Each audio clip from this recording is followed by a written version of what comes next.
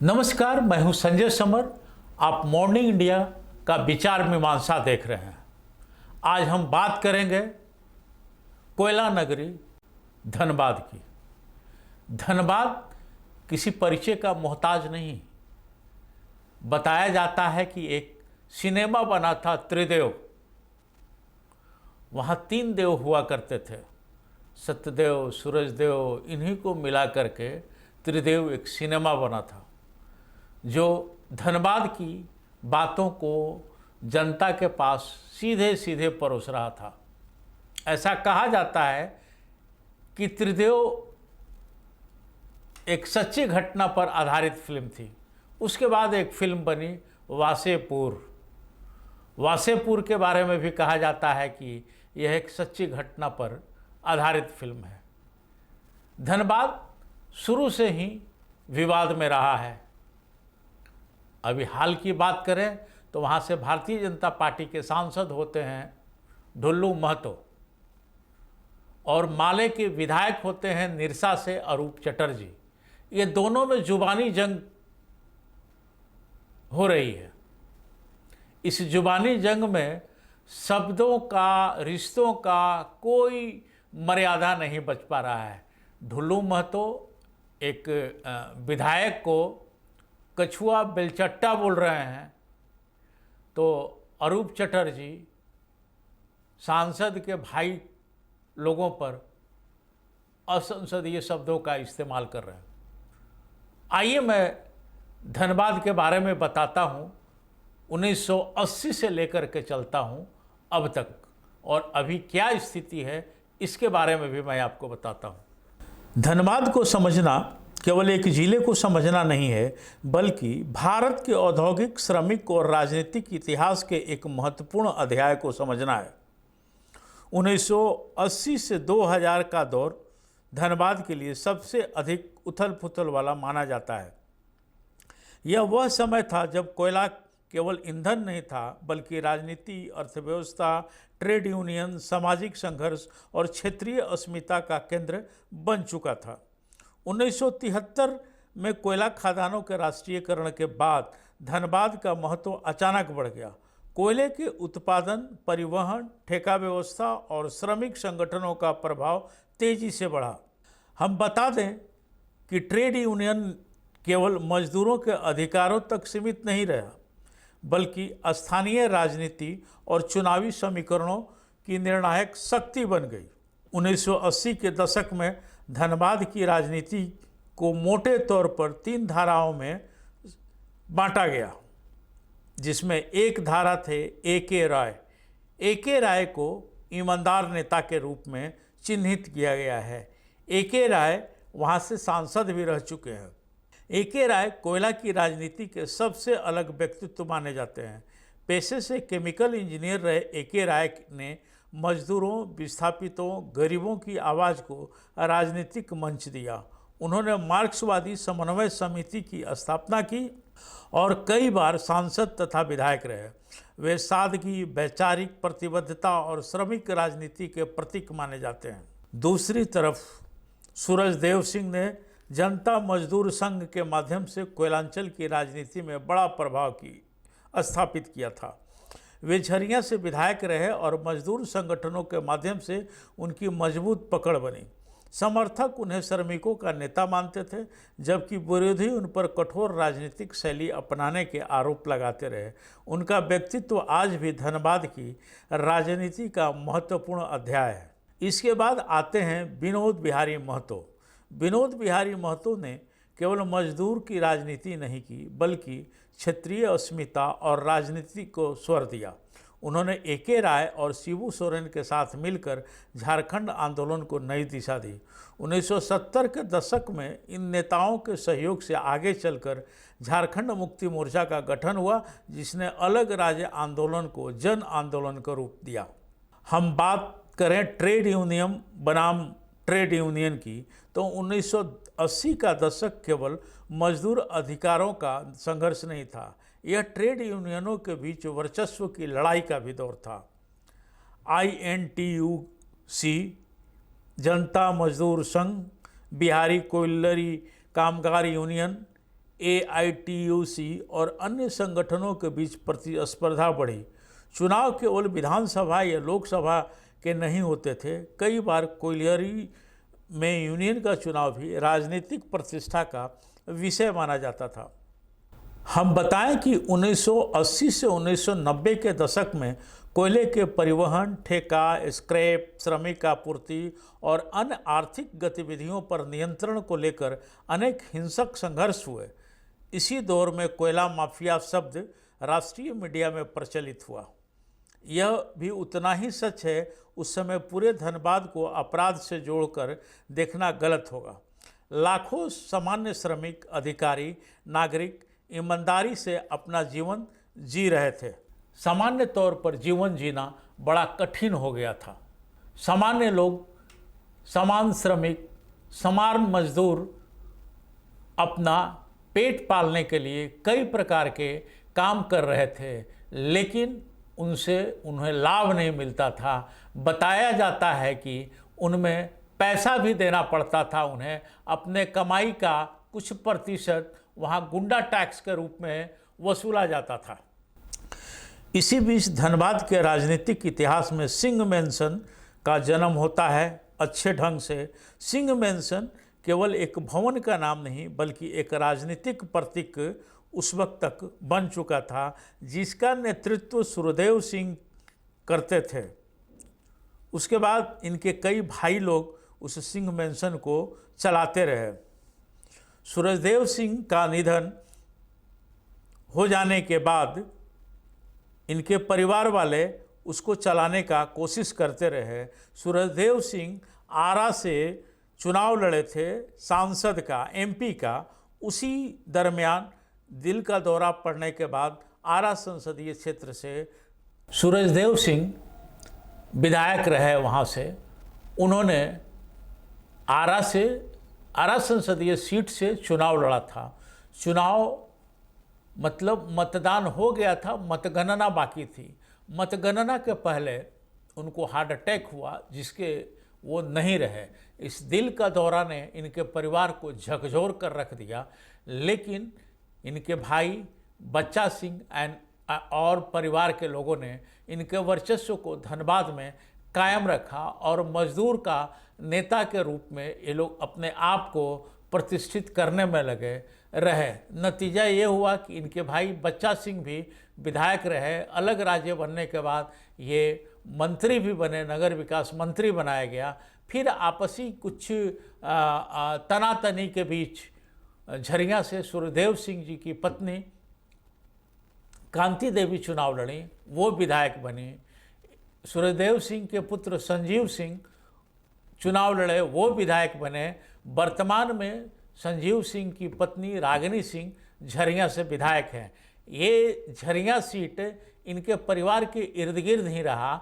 अभी रागिनी सिंह के पहले इनकी के परिवार का ही वर्चस्व रहा और नीरज सिंह की पत्नी वहाँ से चुनाव लड़ी थी।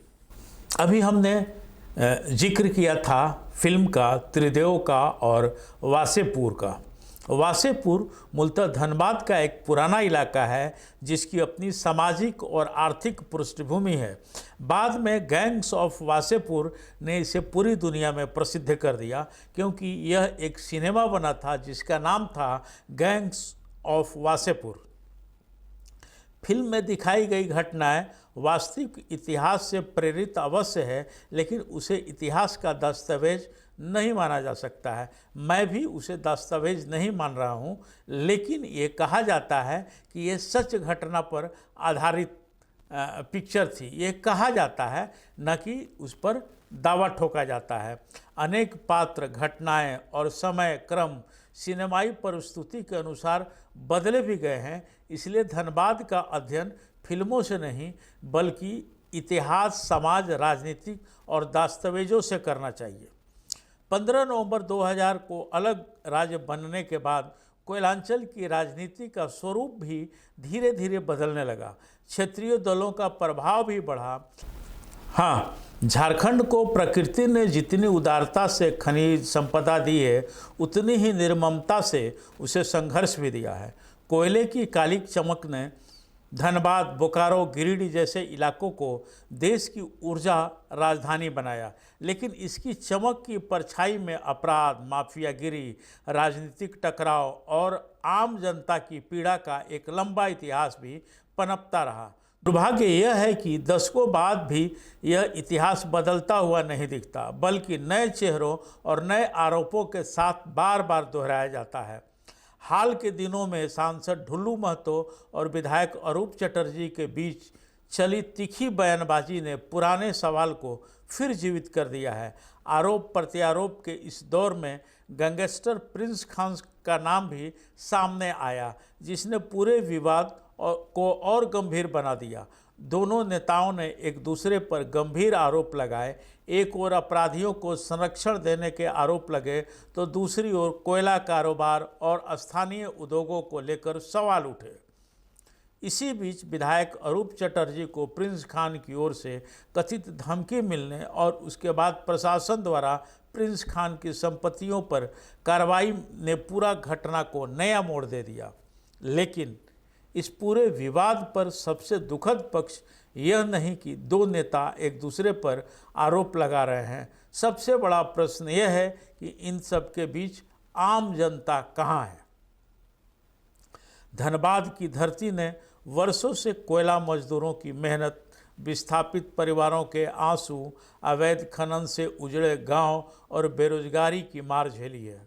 यहाँ की जनता आज भी बेहतर सड़क, स्वच्छ हवा, सुरक्षित रोजगार और गुणवत्तापूर्ण शिक्षा की उम्मीद लेकर लोकतंत्र की ओर देखती है। मगर हर चुनाव के बाद वही पुराने विवाद, वही आरोप और राजनीतिक कटुता सामने आती है।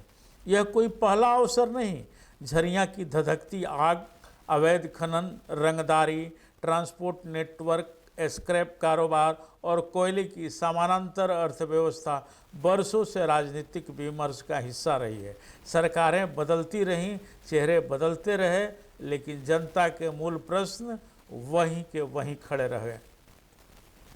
चिंता की बात यह भी है कि जब किसी राजनीतिक विवाद में किसी वांछित अपराधी या गैंगस्टर का नाम सामने आने लगे, तब लोकतंत्र की गरिमा पर भी प्रश्न चिन्ह लगने लगता है। कानून का सिद्धांत स्पष्ट है। आरोप और प्रत्यारोप का अंतिम निर्णय अदालत और जांच एजेंसियां करती हैं, न कि राजनीतिक मंच। इसलिए किसी भी पक्ष के आरोप को अंतिम सत्य मानना उचित नहीं होगा, लेकिन यह आवश्यक है कि यदि आरोप गंभीर है तो उनकी निष्पक्ष और पारदर्शी जांच हो, ताकि जनता का विश्वास बना रहे।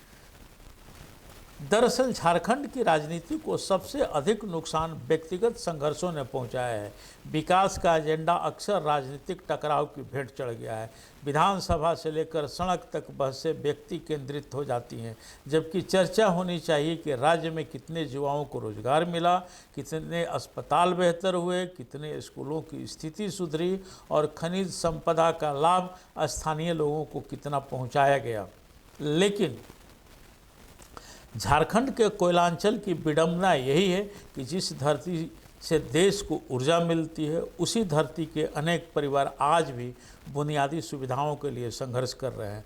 प्रदूषण, भूमिगत आग, विस्थापन और बेरोजगार यहाँ के सामाजिक जीवन का हिस्सा बन चुके हैं।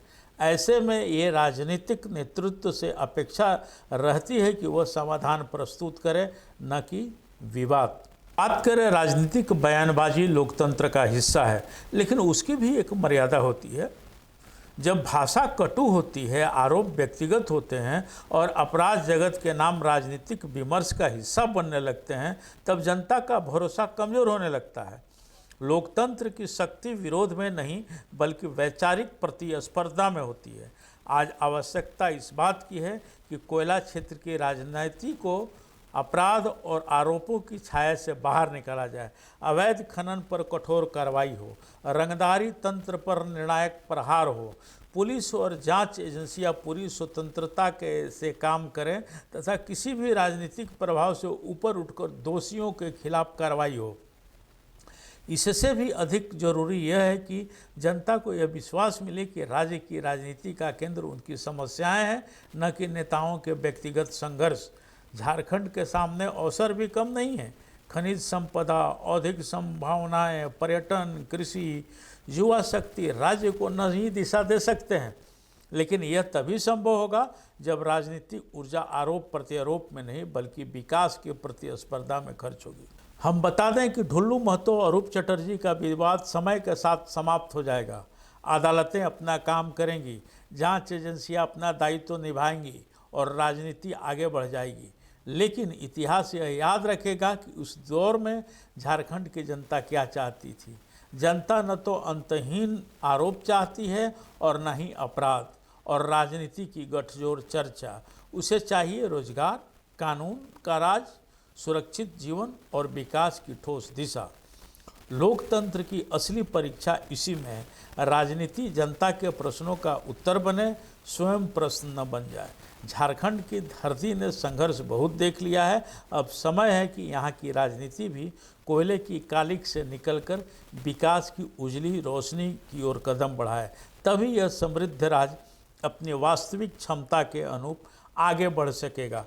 स्थितियाँ यह है कि अगर ये काम नहीं हो पाया तो धनबाद को दाग छुड़ाने में समय लगेगा। वहाँ के जनप्रतिनिधियों को अपने शब्दों पर लगाम देना होगा। वहाँ के जनप्रतिनिधियों को यह बताना होगा अपनी जनता को कि हम जो काम कर रहे हैं वो राष्ट्र के लिए काम कर रहे हैं, राज्य के लिए काम कर रहे हैं, समाज के लिए काम कर रहे हैं, न कि अवैध कोयला ढुलाई के लिए काम कर रहे हैं, न कि धन कमाने के लिए काम कर रहे हैं। वैसे भी हमारे संविधान निर्माताओं ने जो संविधान बनाया उसमें जनप्रतिनिधियों को जन सेवा के तहत देखा, न कि धन कमाने के तरह देखा। तो इस पर जनता को भी ध्यान देना होगा कि आने वाले चुनाव में, चाहे वो विधानसभा चुनाव हो, लोकसभा चुनाव हो, नगर निगम का चुनाव हो, सब पर ऐसे जनप्रतिनिधि को चुन करके भेजें जो राज्य के लिए काम करे, राष्ट्र के लिए काम करे, न कि कोयले के लिए काम करे, न कि वर्चस्व के लिए काम करे, न कि दादागिरी के लिए काम करे, न कि हमारे ही दिए गए वोट से हम पर शासन करने के लिए काम करे। ये तय करना धनबाद की जनता को ही पड़ेगा, न कि हम लोगों को। तो आज धनबाद पर विस्तृत जानकारी हमने दिया। कैसा लगा कमेंट में आप ज़रूर बताएं। मुझे दीजिए इजाज़त, फिर मिलते हैं कल किसी नए विशेष समाचार, नए विशेष विषय के साथ, ताकि आप उस पर अपना मनन कर सकें। मुझे दीजिए इजाज़त। नमस्कार।